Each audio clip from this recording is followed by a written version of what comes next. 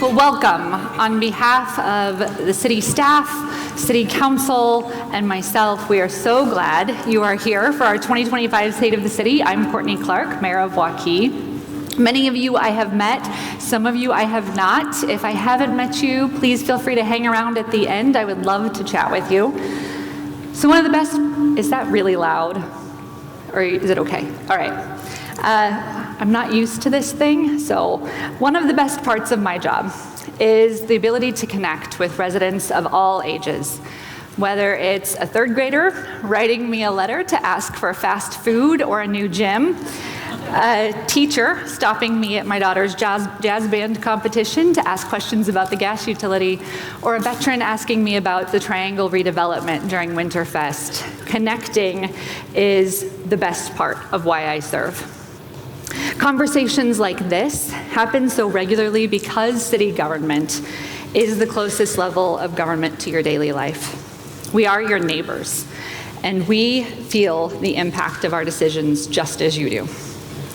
While national news, state news, social media, and more can sometimes make government feel distant or divisive, here in Waukee, our focus is simple: making thoughtful, informed decisions that benefit the community now and well into the future. In the past year, we applied that care and thoughtful approach to some major initiatives. For the gas utility sale, we could have rushed to act based on feedback over gas bills, or hesitated longer because of the incredible complexity by state code and how to sell a utility. Instead, we took the time to analyze the pros and cons for customers, for employees, and for the entire city, so that residents and council had everything they needed to make an informed decision.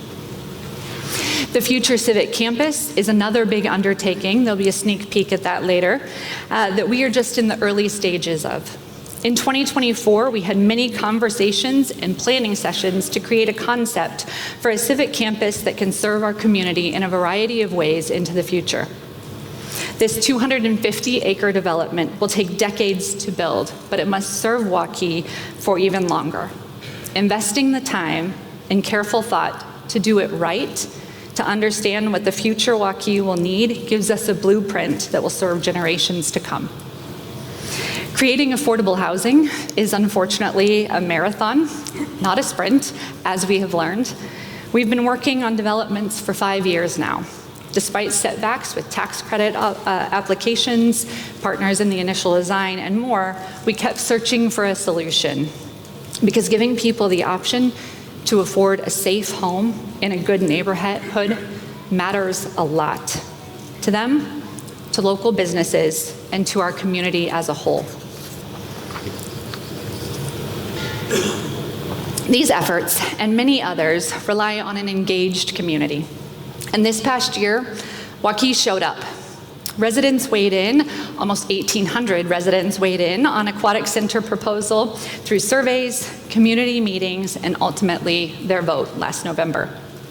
Hundreds of residents gave feedback on the best day for trick-or-treating. Responses, it's always amazing to me what gets people excited. Responses to the special census confirmed what we already felt: Waukee is growing fast. Completing the census was a huge effort, but it has a positive return. The updated population count will give us an additional $1.1 million of road use tax revenue for the next 5 years to help us keep our roads in good condition. As they prepared to vote in the recent special election, people asked smart questions and discussed potential benefits and downsides to keeping or selling our city-owned gas utility. People showed up to volunteer at our Miracle League games, the Safety City Camp hosted by Waukee Police Department, and many community events. Residents serve on our city boards, commissions, and advisory committees and provide feedback in a number of ways. And a number of our businesses throughout Waukee participated in roundtable discussions, site visits with city staff, and answered surveys to share their needs and perspectives. All of this shows that Waukee is a place where people care about their community. As your local government, we want to keep that engagement going.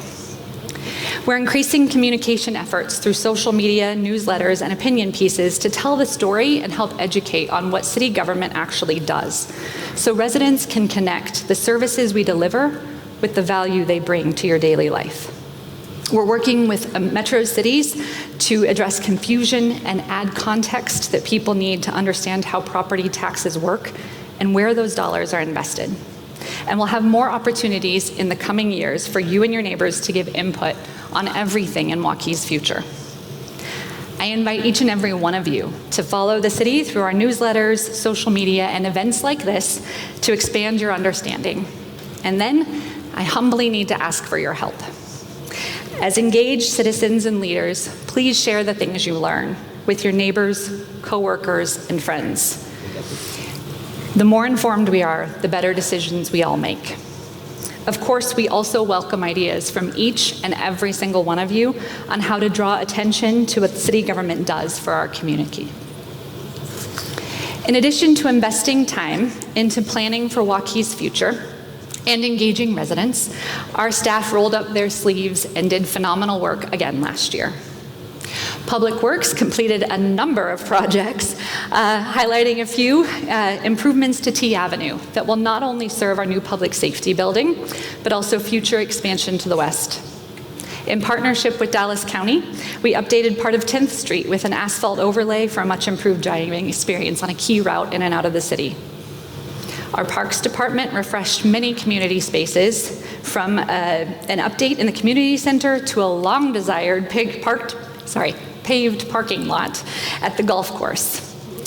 We often talk about our new parks and amenities, but it's important to highlight the time and investment that is needed to keep our current spaces working for residents for years.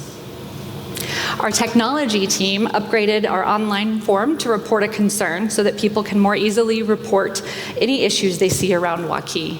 Not only is it easier to use for residents, but upgrades like the option to pinpoint an exact location help our staff more efficiently address our concerns.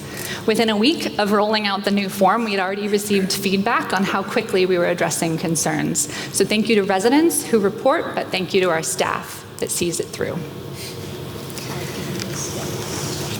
Community development, and these numbers are going to blow you away, processed nearly 1,900 permits for new homes, commercial spaces, and improvements to homes and businesses last year.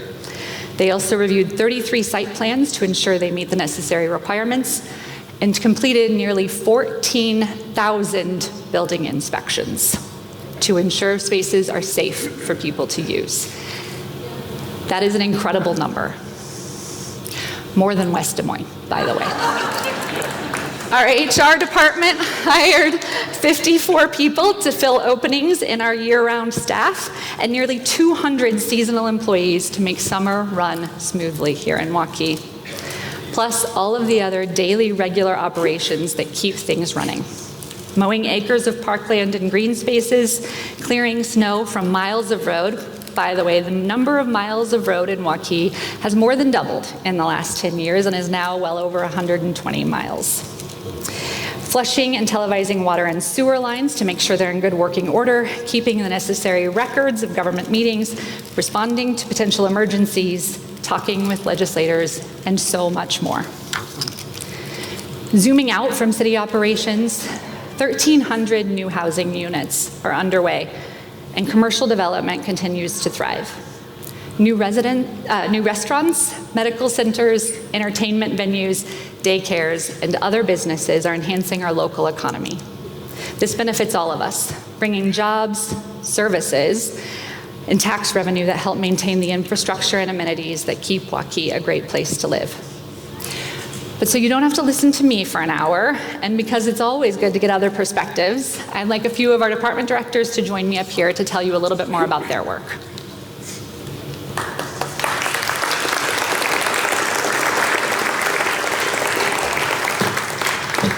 You can see how excited they are. All right. The amount of experience on this stage right now is kind of incredible, actually. So please introduce yourself and how long you've been with the city. All right, my name is Clint Robinson. I'm the fire chief. I got on the fire department in 1992, so going on 33 years here. Incidentally, I was in high school when I first got on, and they actually let me leave to go on calls back then. Yeah, so it was kind of the school to work program before school to work was actually a deal. So, and incidentally, the fire station is the current Waukee Community Center. So if you can imagine, clear back then, that's where we were housed out of. I'm Linda Burkhart, Finance Director for the city. I started in 2000, so I'm on my 25th year with the city. It's changed a little bit. As we get through the next few questions, I'll hit on a lot of those statistics for you. I'm Brad Dietz. I'm City Administrator for Waukee. Finished my 19th year here a couple months ago, so started my 20th year. Most of my time here was spent as Community Development Director, but I've been lucky to be a city Administrator for the last 3 years. All right. So this coming year feels like a big transition point for public safety in Waukee. So what does that look like for the fire department? Absolutely.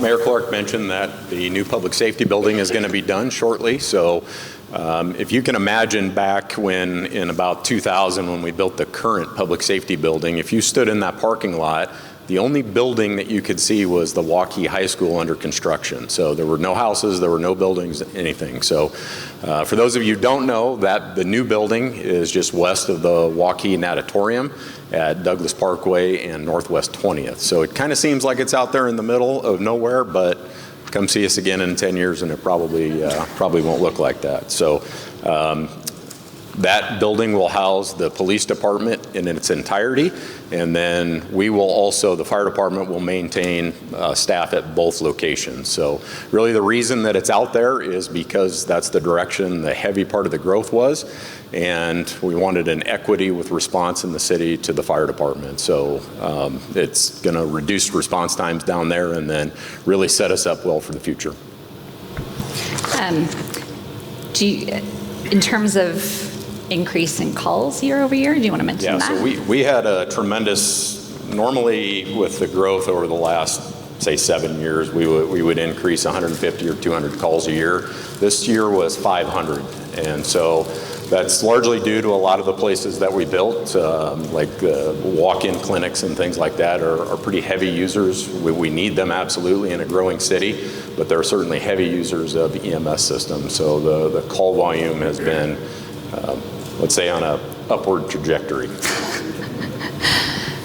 And then the other part of that is staffing. So we're building the new station, and so you got to have people to put in it. It doesn't do any good to put a building out there and not have anybody in it. So effectively, we're having to double the number of career staff.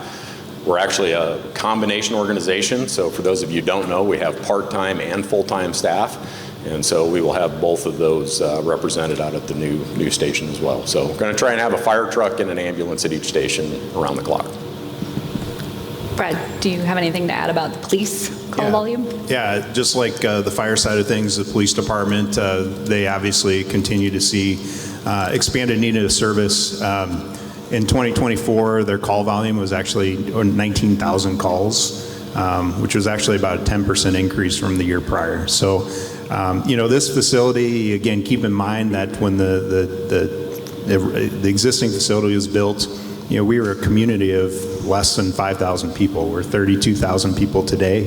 We're going from a 20,000 square foot facility to about a 90,000 square foot facility. But just to give you a perspective, in 2014, so just 10 years ago, we had 15 sworn officers. Today we have 36, and we plan on hiring 4 more this year. So obviously there's a need out there for additional facilities, but that's really just to keep up with the growth we're seeing from call volumes as well as new residents moving the community. And just to bring it full circle, so the chief mentioned how he started when he was in high school, and our fire department, and I don't know if we've talked about this in a previous state of the city, but our fire department is now training EMTs at Apex for the future. So we're kind of bringing it full circle in a new school to work program, which is always exciting. We've been talking about how important it is, or I guess I've been talking about how important it is for people to engage with their local government. How do you and your teams connect with residents regularly? And I'm going to start with Chief. All right, so we do a ton of public outreach. We are in a whole bunch of daycare centers. We've really tried to transition away from just the typical stop, drop, and roll and really get into having positive outcomes. So for example, one of our fire prevention specialists, who's actually sitting up here, she is doing am I not holding this right? All right. So she is conducting a class for kids a CPR class for kids that are going to be doing babysitting. And so really a super important thing to be doing in the community. We go to senior housing and talk with those folks about everything from early signs and symptoms of strokes and heart attacks to how to prevent falls. 80% of the business that we do is ambulance calls, and a huge portion of those is falls. And so we really try and get out into the community and talk about how to prevent those. Most everybody knows we have a pancake breakfast. That's probably the highest volume of citizen engagement. We'll have well over 1,000 people come to something like that. So it's a fantastic time. And then Public Safety Day that the police department and fire department host together. There's an incredible number of people and a great time to get positive engagement. Linda? Thank you. As a finance department, our biggest annual try to communicate to the citizens is on property taxes. Where do we get our money? Where does our money go? We've worked hard with the communications department, who's put out a lot of social media efforts here in the last several months, and we will over the next couple months as we wrap up this budget cycle. I thought I'd go back and give you kind of some statistics. So when I started in 2000, Waukee's taxable valuation was about $117 million. And that year, we saw 9.5% growth. Today, the budget we're working on that the council will approve next month, our taxable valuation is $2.1 billion. And we also saw 11.3% growth this year. So things haven't changed a whole lot. When we take the average of that whole 26-year period, our average growth is still 11.6%. So that's pretty phenomenal to have that year over year and do the planning that's necessary to keep up with all that growth. When we try to break down every year your property tax bill, it goes multiple places. A lot of people, every time we do social media posts, will make comments about the school or something. Well, we can't control what the school does. Of your total property tax bill, the city's portion is about 36%, and the school district's 49%. Then you have the county, that's about 9%. So from that 36%, we break it down and say, well, what's that average cost for a day of your city portion of your property tax bill? So we take a $400,000 average home, apply all the rollback formulas and everything to calculate that property tax. Back in 2000, the tax rate was $14.25, and that daily rate was about $8.82. Today, the budget we're proposed to reduce the levy by 15 cents, so we'll be down to $12.80, and your average daily rate is $6.65. In the grand scheme of things, $6.65 a day seems pretty reasonable for property taxes. That's not what we're hearing from the legislators, though. During that 26 years, we had a period of about 18 years where we maintained the levy. We kept it at $13.50. Over the last 7 out of 8 years, we've been slowly lowering it to get us down this year now to the $12.80. So we do feel like we're working to get things lowered for the citizens. In that total property tax rate, we do a lot of comparatives with our metro community partners, and the city of Waukee is in about the lower third of all the metro cities of being the lowest property tax rate overall. So when we look at what the property tax does for us, for our general fund, that's mostly where other property tax goes besides your debt service, 73% of our general fund revenues is property tax. The next largest is licensing and permits, contributed to our growth in the community, and that's 10%. So those two revenue sources is about 83% of our budget. When on the flip side, we look at the expenditures, and public safety makes up 61%, and culture and recreation is another 21%, so that's 82%. So really you can kind of look at it as the revenues we're bringing in from property taxes are funding public safety and culture and rec for the citizens in the city. There's lots more details and budget numbers and comparative items on our website. Feel free to look at that. Also, on April 7th and then again on April 21st, there will be 2 public hearings on this next upcoming budget year. So you can all get involved with that if you'd like to. In our defense on the public safety, the cops are more expensive, number one. But we are a 24-hour organization, both of us, so that attributes to why we're so much more expensive. Is it's an around the clock ordeal. Sorry, Chief. Although, Clint, I would say you're getting closer. It is equalizing. I wasn't going to mention that. You know, from my perspective, first of all, I see a lot of my realtor friends out here, and I think most of them would attest that anytime I get a call to say, hey, can you come tell us what's going on in Waukee, I never miss that opportunity. So, and I think that's true with all of our staff, right?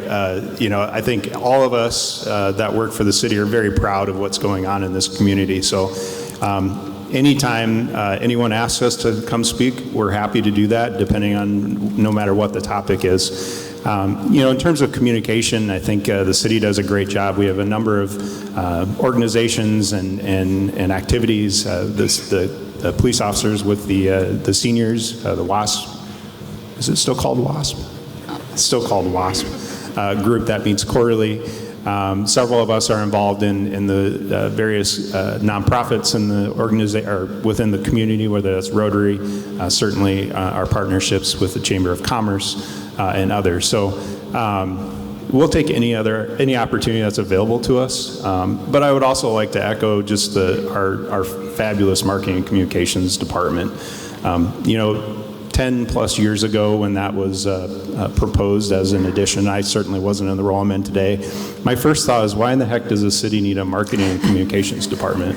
But I can tell you for sure today that cities need marketing and communications department. The complexity of just how people get information today is just not something that us more typical city people can handle. So I think they do a fabulous job on all the different platforms relative to how we get information out. I will tell you that that is absolutely true. There's so much misunderstanding, and I think just kind of a lack of full knowledge of what all we do. The reason the chief mentioned that it's a 24/7 service in public safety is because that's actually a question we got out of Public Safety Day is, aren't you guys just 8 to 5? No, we respond to a crisis at 2 a.m. too. And so there's just a lot of information that needs to be shared. And so we try to do that in a number of different ways. I know I get invited to speak with a lot of kids groups. Classes, Boy Scouts, Girl Scouts, on and on. I'm always happy to do that. The questions I get are fascinating, honestly. I have 4 kids and I still can't even grasp the realm of all that they want, that they think and want to know. But we are always happy to meet with any group and share what's happening in our city and try to do more education. What's a challenge or opportunity that has stood out to you in 2024? Brad? Thanks, Mayor. Well, as you know, most recently the city did hold a special election related to our municipal gas utility, which we've ran for almost 50 years. It's certainly been a very well run utility within the city of Waukee. And quite frankly, you know, the idea of switching from what we've always done to, you know, an outside utility company, I mean, that was a challenge, right? I mean, that's something that a lot of us have spent a lot of time and thought over the last couple of years, quite frankly, as to whether or not that makes sense for the city. And then number 2, how does that actually work? You know, why I say this is a challenge and an opportunity is because it did allow us to really think about, okay, what happens to the employees within that area of our city? Because keep in mind, while primarily they do work on gas utilities, they are very pivotal to the rest of our department, particularly our Public Works Department. I mean, they make up almost 20% of our snow removal crew, which thankfully we haven't had a need for a lot of that this year, but obviously that's very dependent from year to year. And that's just one example, right? The other side of it too is they're some of our most tenured staff within the Public Works Department. So the institutional knowledge and the skill sets that they have are quite great for the overall success of our city. But what it did allow us to do was to really sit back and think about, okay, what other holes do we have within the city? And if we had that opportunity where we're shifting gears a little bit, how can we fill those holes? And I'm really happy to state that, we recognized, we sat down and really our public works director sat down and charted it out. And by the end of the day, we had 2 pages worth of things that if we had more staff, we can do these things. And so, while it's been a challenge, we've created some opportunities where those staff, if they so choose, they're more than welcome to stay with the city of Waukee, even when gas utility gets shut off, at least shut off from the standpoint of us operating it here, potentially the end of this year. So it's created that opportunity. We've been able to figure out how we can fund and finance that long term. The good news is Waukee is continuing to grow. So, trying to find a spot for 5 employees really isn't that tough, knowing where we're headed here in the next few years. Linda? Probably the biggest challenge for finance, as kind of alluded to earlier also, has been all the legislative changes and proposals around property taxes. They passed the last session, the House File 718, which basically takes the first 3% of our growth away each year in revenues for property taxes because we grow at more than 6%. So that really, as the leadership team, we had to analyze what we do, what can we do to be more efficient as we're not recognizing some of those revenues, but also recognize the fact that we add a little over 2,000 people to our community every year, and we need money to offer them the same services that the existing citizens are able to take advantage of. So that was fairly challenging. We've worked through it. Everybody did their part and did what we could. Currently, it's kind of affecting us again this year. There's about a dozen bills with the legislative session that are affecting either property taxes, proposed rate caps on utility increases, and then of the elimination of some franchise fees. So keeps us busy running analysis and trying to figure out how we can make it all work and what we are allowed to do. So for us, it comes down to people. As I've mentioned a couple of times, we're having to hire in order to staff that second fire station. And since we run the ambulance as well, our crews have to be paramedics. And it takes over a year to get your paramedic certification. So it's a pretty serious deal. And the pool of those folks is really, really shallow. The numbers aren't there. So we effectively are having to hire people, and it's almost a year before they're fully on the street operating for us. So that's a significant challenge, but we're working through it. The other thing is the amount of time it takes to get vehicles. So we just ordered a ladder truck, and it's going to take 4 years for it to get here. So ambulance is 2 years, fire truck is 2 years. So it's a bit of a challenge, but that just means, thankfully, I've got the support of the folks up here, and we order those things early so they get here when they need to be replaced. We do a lot of planning, a lot of planning. I also wanted to mention that we create a lot of opportunities to connect because we know we are growing, and that is a challenge, right? To still create neighbor-to-neighbor connections, and so there are events throughout the year, parks, etc. We do try to create opportunities to create community, to have those connections throughout, because we know that that's actually what makes a place feel like home. And that is something we continue to focus on. It's a challenge, but it's also an opportunity, right, as we're planning for the future. What is something, the last regular question, then we'll move on to, I think, the ones you guys submitted. We don't have a ton of time, but we'll get to some of those. What is something you'll be focused on in 2025? Nobody wants to start, so I'm going to pick. Brad. So for us, I feel like a little bit of a broken record, but transitioning to the second station. So operationally, it's going to be a completely different environment for us, and really culturally. We have what we like to call a real family environment. Most of the time, it's not a dysfunctional family. It runs pretty well. So it's definitely going to be a different, we have we have career staff and part-time staff that have been working together for 15, 20 years. And so when we transition to a two-station organization, they may not see each other except for on bigger incidents. So it's really maintaining that culture, which retains employees, and it allows us to attract other employees. I'll go next. So for 2025, it's a pretty big year in the finance department. We've alluded to this gas sale of the gas utilities, so we'll play a pretty vital role in transitioning all those customers over to the Mid-American systems. We are in May moving our whole financial system to a cloud-based environment, which will be helpful for staff of being able to pull things up anywhere rather than just needing to be in the office to do things. And then the biggest one in my eyes is setting up the finance department for success as I look forward to my retirement in about the next year.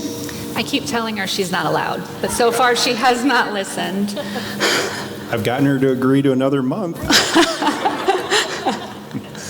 Well, this time of year, obviously, the beautiful day out here today, and cities, what happens in the spring? Does anyone know, particularly in cities like ours? The golf course. Golf course, well, that's great, yes. Anything else? Yeah. Road work, that's it. We have, we have a full list of projects that will be starting up here. I mentioned my realtor friends. I also have a lot of engineering friends in the room here. So kudos to them and all the partnerships and work they do for us. We have two major road projects that will be starting up here. One in the next couple of weeks. Some of you may hate it for, well, really the next 3 years. But when it's all said and done, it'll be great. We will start widening the portion of Alice's Road north of Hickman Road up to Douglas Parkway. That is a joint project with the city of Clive, and it'll be unfortunately done in 3 different phases. So the first phase will start here in a couple of weeks. It will involve closures of that road while that piece of road is being done and widened, and then we'll progress further to the north. And then when we get to Douglas, we can say Waukee, we're done, and turn it over to Clive because it's their road from there on out. We are also beginning construction on phase 1 of probably 6 or 7 phases of our University Avenue expansion or extension. This has been a long time coming. I know this has been talked about for 20, 25 years, and believe it or not, is actually going to start happening. So this first phase, you won't really see much of it because it's kind of at the west end of it. But we will start there, and we'll progress our way back to the east, and then we have a whole bunch of other roads that have to be built to perhaps get to this dream of the Civic Campus long term. Incorporating that, though, is just a ton of pedestrian elements. We're looking, the thing we are able to do because we are building so much is we can look at our underpasses and so forth, just so we can take care of whether you're a pedestrian or in a vehicle. A couple other quick things. This spring we'll be finishing up our traffic signal enhancement, I'll call it an enhancement, of adding the left turn yellow balls or signals, so that hopefully that will create a little less delays particularly in Hickman Road and Grand Prairie Parkway and Alice's Road. That should be wrapped up this spring. And then finally, we will start doing some pretty good investment in the downtown Triangle area. We're working on Walnut Street, which is just on kind of the south side of our little Triangle Park, and looking at making some major improvements to that would not only facilitate kind of improving the road and the functions within there, but also then in special events, whether that's farmers markets or some of our festivals, we could essentially extend the park into that roadway.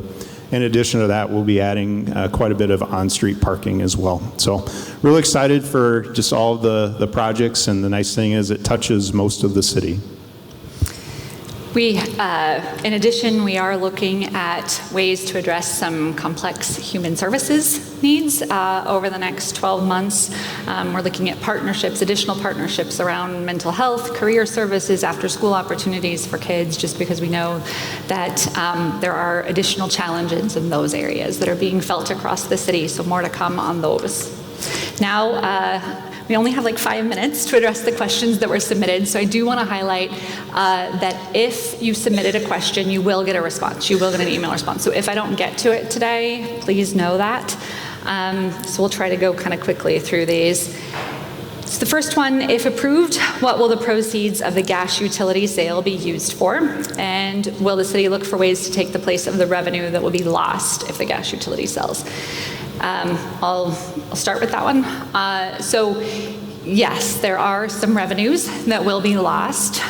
If you think about it, right, the gas utility funds itself, but it also has right, IT and finance that help support some of those functions that we'll need to understand how we offset those revenues over the next couple of years. However, that's a really small portion.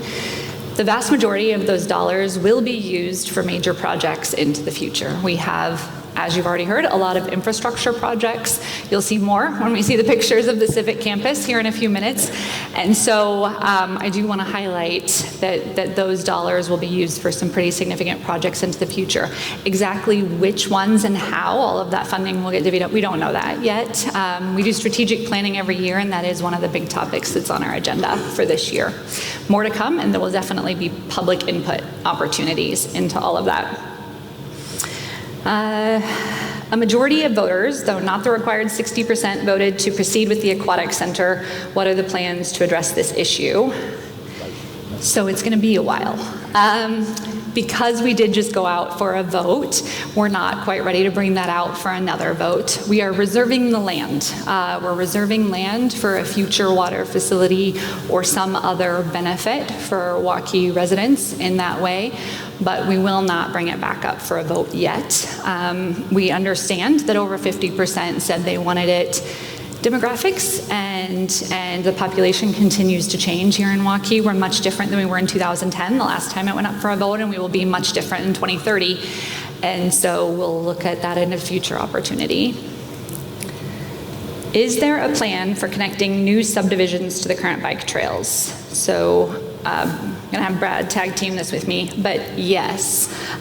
We have a trails master plan that we created a couple of years ago that is available on our website. And so if you have a question about your specific neighborhood, you can look it up on our website and see where your neighborhood is and what the plan is for future connections. If you want to know timing or things along those lines, you can always contact our community development department, and they'd be happy to talk that through with you. The specific area that's mentioned here is North Warrior and Douglas Meredith. Importance to get to Triumph Park and school. Do you want to mention? Sure. Yeah, we actually are doing some design work right now on some areas north of Douglas Parkway, a little bit west of Warrior Lane, but in some of those newer neighborhoods that are being developed, that will provide direct access down to Triumph Park and Northwest High School.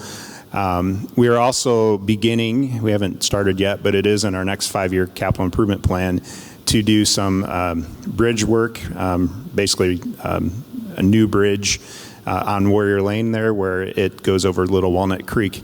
That will give us the opportunity to actually install a trail network underneath that roadway and connect into the Clive Greenbelt Trail, as well as the trails that we're building just to the west.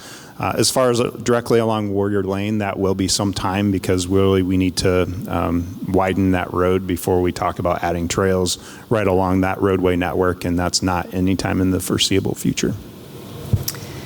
We received several questions on road construction. I'm not surprised. You already hit the Ellis's Road. Can you share a little bit about Ute Avenue? Yeah. Well, keep in mind, University Avenue project is a very, very big number. And so that has been the priority and the focus for the next several years. I fully would intend that after that project gets moving and we start to figure out where we go from there, that Ute Avenue would be that next large major infrastructure improvement. We have some, I shouldn't say struggles, but there's some things there in the fact that parts of that road are still fully within Dallas County. Parts of that road are in Waukee. One side of the street's in Waukee, the other side's in Dallas County. So there's some things there that we have to address, but really it's going to come down to a funding mechanism, and quite frankly, until we get some of these other projects out of the way, it's just not made it up on the list yet. Unfortunately, we do not have the money or the staff time to do all the projects in a year, and so we do have to stage them out.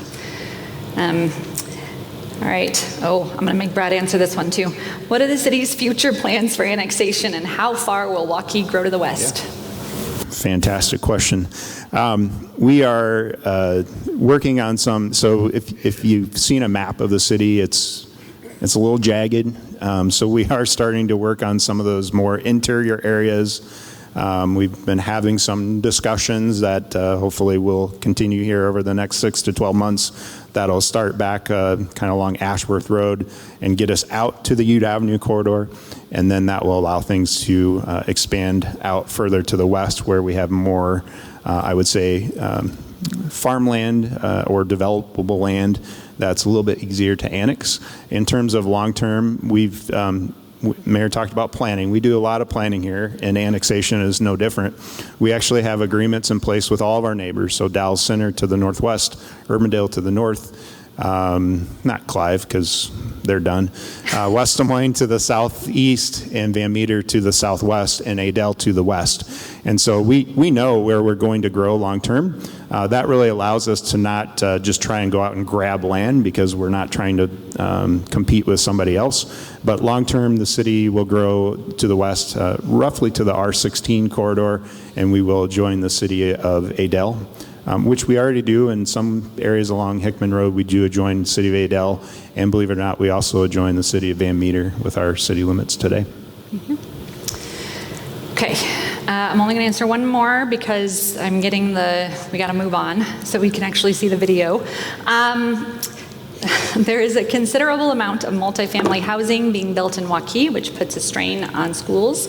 When will the building spree stop? All right. I love how honest people are.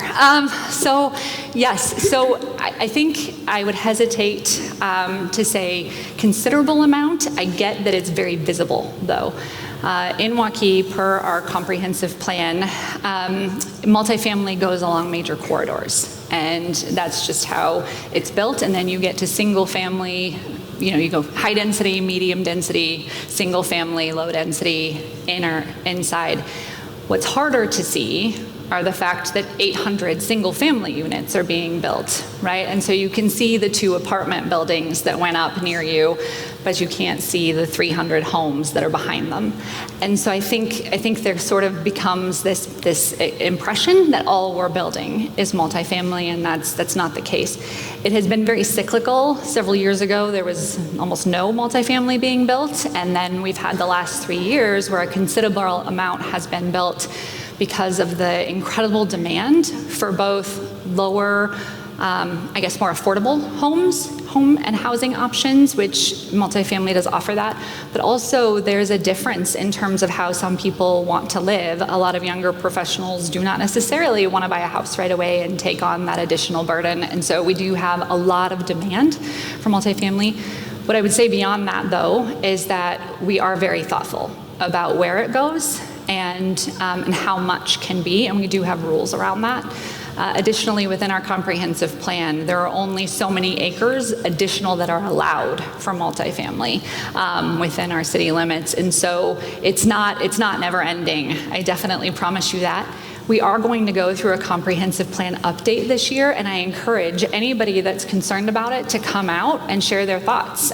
We will be planning for 2040, right, into 2040, and you can always share your thoughts around land use. So absolutely come out and share those thoughts.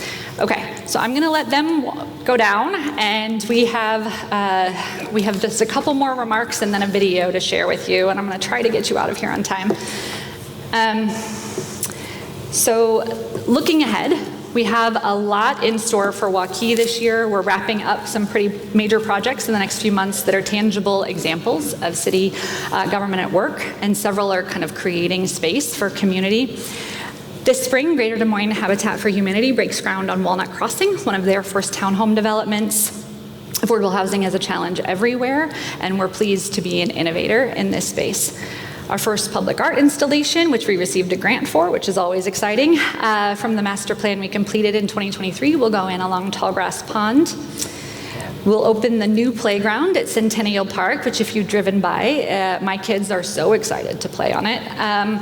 And 2 new neighborhood parks in the Springcrest and Painted Woods West neighborhoods. Each one has very unique elements. Our Parks Department works really hard to make them engaging for our residents. Our new water tower will go into operation this summer, and we get to pull the old one down, which I'm sure will get a lot of excitement online.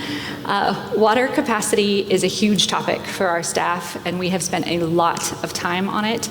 I want to share one quick statistic that I didn't write down in the comments, but I think is important for people to know. On an average day here in Waukee, we use 1.8 million gallons of water.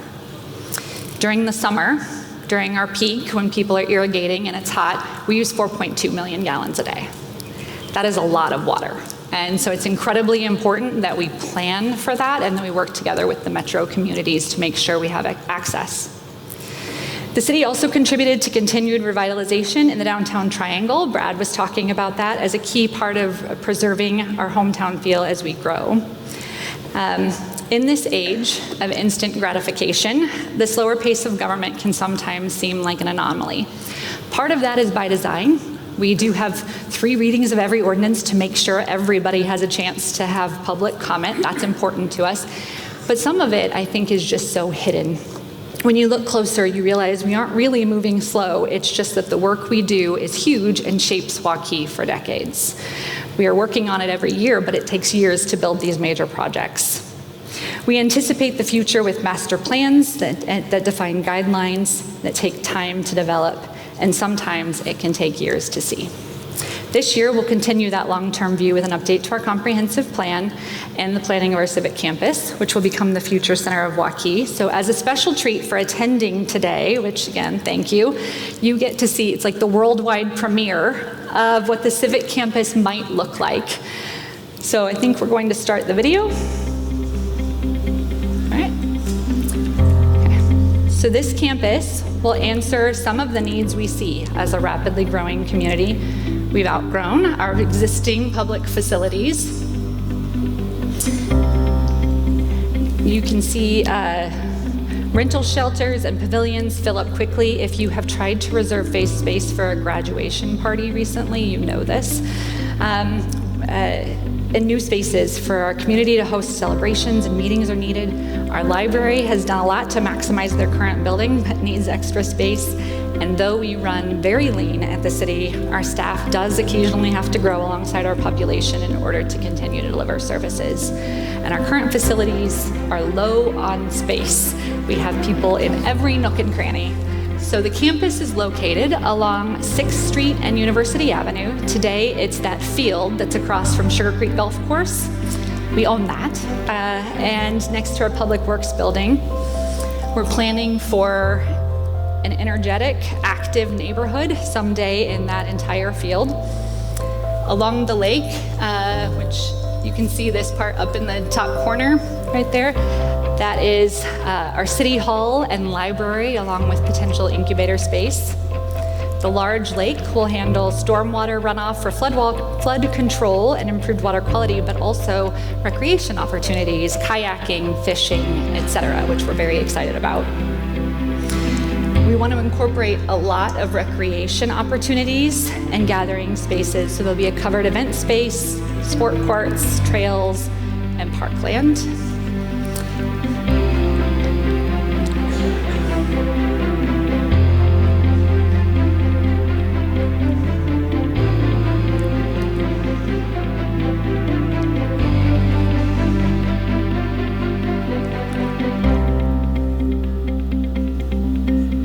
Surrounding all of that is an opportunity to mix in housing and commercial spaces for dining, shopping, other services. Our goal, since this will be public space, is to keep the area active in both daytime and evenings, on weekdays, weekends. We want this to be a vibrant space to draw community.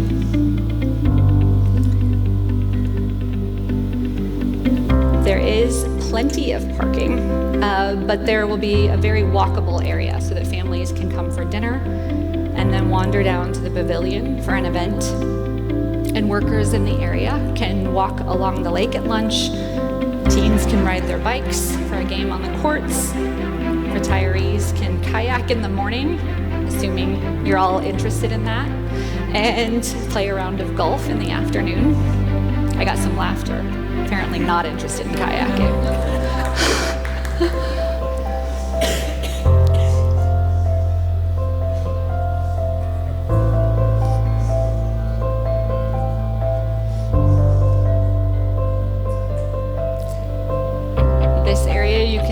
covered, whoa, sorry about that. Apparently I shouldn't turn my head. A covered event space.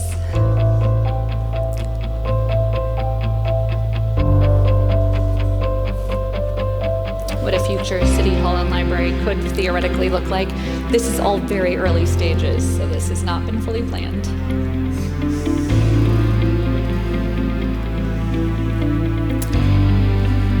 And as we zoom out, there is space to expand the golf course to 18 holes.